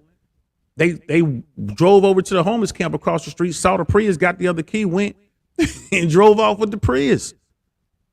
The police did nothing about it. They filmed the whole thing. When the police came, like, yo, the car's over there, man. We can't really go over there and do nothing about that. That's why you got insurance. Are you serious? And then people like, oh, the poor homeless people, like, nah, man, I'm sorry. You can't just let them run amok. You got to do something. If you ain't going to help them get rid of them. And I know that there was some states that are doing that. They were loading up homeless folks on buses and shipping them to other states, which is crazy. It is crazy. Whiskey earned true. My buddy runs a car transport company and the gas prices are messing with his overhead as well. Yeah, man. So this homeless problem, it's not going to get any better anytime soon if we just sit here and just whatever, go back to our YouTube world. You know, we go back to Fresh and Fit or Suzette Speaks and make fun of the silly girls that go on Fresh and Fit or make fun of, people we see on YouTube or whatever. We got to sit down and have these conversations and figure out what we're going to do, grown-ups. We grown-ups. This is all our country. We're all Americans. And we're just giving up freedom after freedom after freedom. Little by little by little, we're losing this country. Right? What are we going to do about it? Well, I got an exit strategy, but I really don't want to leave. Right? So I'm going to keep having these conversations And then maybe it could lead to some solutions. I wish we had a solution for this homeless thing. I really wish we did. I mean, we can find money. We can do these things. One of the things in California they wanted to do, I'll say this, and then I'll shut up. I'll get up off of here. But one of the things that was going on in California, they had an initiative that they passed, an initiative that was going to secure housing for homeless families and stuff like that. And then the money needed for one unit, like it was ridiculous. It was like, oh, it's gonna cost like 80,000, and that went up to like 150,000. That went up to 300,000. We're talking about per unit, 300,000, which went up to like $600,000 per unit. And it's the law. So like you're saying, the state is gonna have to pay upwards of $400,000 to house one family. Come on now, we know that's not possible, right? We know that's not possible. But the law got passed. They're trying to figure out what to do. This is what's going on out there. The same thing can happen in your state if you're not involved in the process. You got to get involved in the process somehow. You got to hold on, make people answer questions like, hey, what does that mean? If we do that, what's going to be the reaction? Because to every action there's the equal and opposite reaction. What's going to happen? Make them answer the question. And if they don't have an answer, like, nah, we ain't voting on that. So until you answer these questions, we ain't voting on that. You know what I mean? We're not just going to allocate money to get flown out the door. We're just going to blow the money out the door. And then you don't know who's out there just sucking up all that money. You know what I mean? It's like I heard that famous beach in California have a lot of yeah. Venice Beach, right? Manhattan Beach now, any of the beach, except for Malibu. You can't be homeless in Malibu. You can't cross that line. That's where the 1% live. But anything south of Malibu, yeah, bro, Venice Beach is insane. Insane. And that's the famous one you're talking about, brother. Insane. So, and it's not just Venice, it's Westwood, it's, you know what I'm saying? It's Santa Monica, it's North Hollywood, it's Studio City, it's Van Nuys, right? It's Burbank, like all these places, all the public parks overrun with homeless. You can't take a kid out to the park to play because there's just so many homeless encampments everywhere. It can happen in your state if you sit back and let it happen. So that's how that goes, y'all. I'm definitely from my part, I'm definitely gonna get I'm gonna get a lot more involved in the political process here in Tampa. And I'm gonna go talk to these people, you know what I mean, and see what's going on. I'm gonna go to these events. I'm gonna talk to the folks who are in the political world and say, hey man, what are y'all trying to do? You know what I mean? Because this is a problem. We know we got a problem with this. How are we gonna fix this? People are leaving Florida. They can't afford it anymore. Right? Happened in Miami. Couldn't afford Miami, went to Fort Lauderdale, couldn't afford Fort Lauderdale, drove right by Palm Beach. They knew they couldn't afford that. Right? Hit Fort Myers, stayed there for a minute. That didn't work. Now they're coming up north, wound up in this area, the Tampa area. They were here for a minute. Now they can't afford it here. It's so expensive. They're gone. They're out of state. They're out of state. You know what I mean? So what are we gonna do about it, people? I don't know. So I'm through venting. I just wanted to get that out. I'm sorry again that we had the scheduling issue with DJ Izzy B. Don't worry about that. We're gonna get her on. We're gonna definitely get that interview going because that's gonna be a good one. I'm definitely looking forward to that. And tomorrow I got my man Rook on. I'm working on that thumbnail now. Y'all don't want to miss this interview tomorrow with my man Rook. This brother is so, man, I don't even know. He's such a worldly guy. I'm bougie and love to travel. Rook's the different type of dude. Rook's the kind of guy that'll go fly over to Vietnam and rent a motorcycle, one of those 1980 type motorcycles, and just ride the motorcycle across Vietnam into Cambodia through Laos, right? Then jump on the plane and come back home. Hey, Rook's that type of dude. Like you could be in Istanbul somewhere and look over and be like, Rook, you're like, what's up, man? Cool brother, cool dude. He's a fitness guy, you know, smart guy. For fun, Rook chases tornadoes. We're gonna be talking about this. He's a storm chaser, right? He's one of the smartest people I've ever met in my life. He knows a little bit about everything. He has so many stories. When I first met him, I thought he worked for the CIA. I really did. I'm like, bro, tell me the truth, man. You with the organization, right? He's like, what are you talking about, man? But We're going to have Rook on tomorrow. Be looking for that thumbnail. I'm going to get that out there tonight. We're going to be talking about everything from Sigma males to dating relationships in America today from Rook's point of view to King Tut and Greek philosophy. We're going to be talking about, I'm not lying to y'all. We're going to be all over the place tomorrow. It's going to be a great one. All right. So thanks for rocking out with me tonight, y'all. I'm just over here talking crazy. Tia Love, thank you so much. I'm so glad that you took time to come over here and support. I admire your tenacity. They give us 3 minutes to speak at our city council meetings. Yeah, take that 3 minutes and ask other people if they will defer their 3 minutes to you. You might get a gang of people in there like, nah, we want Tia to have our 3 minutes, girl. You might wind up with an hour. And you can go in there and get some questions, get some answers to your questions and figure out what's going on, man. Stay tonight. You gotta be a pit bull with it. Be a pit bull. And then when them people come over there just because they on the red team and they come over there talking that, oh yeah, it's us and this and that, man, hold their feet to the fire too. Like, hold on, ain't you the one that brought this bill to the floor? Ain't you the one that did it? Where'd that money go? I'm like that on my people. You come over here and talk to me if you want to. I'm gonna still ask you these tough questions. I'm gonna want answers. You don't give me no answer, guess what? I'm gunning at you too. That's how I look at it. So peace to you, Act Man. Thanks for coming out. Whiskey Earned. Yeah, that show is going to be fire. You definitely got to check that out tomorrow. I think we said it's going to be 7 o'clock Eastern time. It's like 4 o'clock his time. It's going to be 7 o'clock Eastern time tomorrow. So about this time, we'll be getting ready to get started. We're going to be talking to Rook. Thanks for rocking out with me, y'all. For real, for real. Y'all know how I do it.